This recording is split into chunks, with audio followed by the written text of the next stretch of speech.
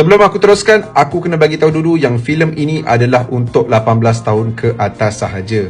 Nak tahu kenapa? Review penuh ada dekat aku punya YouTube channel. Filem Bullet Train ni mengisahkan tentang beberapa individu yang dikumpulkan dalam satu bullet train. Setiap individu tu ada yang pembunuh upahan, ada yang pendendam, ada yang pencuri profesional. Later diorang found out yang mission yang diorang kena settlekan tu ada kena mengena antara mereka satu sama lain lah. Filem ini diarahkan oleh David Leitch yang merupakan pengarah untuk filem John Wick dan juga Deadpool 2. Dan antara pelakon mantap yang berlakon dalam filem Bullet Train ni adalah Brad Pitt, Aaron Taylor Johnson, Brian Tyree Henry, Joey King, Hiroyuki Sanada dan lain-lain lagi. Oh, Bad Bunny pun ada. Apa yang aku suka pasal filem Bullet Train ni? First kali kau tak boleh nak expect apa yang akan terjadi. Setiap kali kau fikir benda tu akan jadi, oh tidak, rupanya ada misunderstanding yang lain, twist yang lain ataupun kebetulan yang lain yang berlaku. Tapi still dia orang berjaya susun semua benda tu dengan kemas. And then aku suka gila chemistry antara Lemon dan juga Tangerine. Sampai aku mengharap ada prequel untuk dia orang punya backstory supaya aku boleh layan dia orang punya chemistry. Start 4 Ogos korang boleh layan filem Bullet Train ni dekat pawagam berhampiran dengan korang.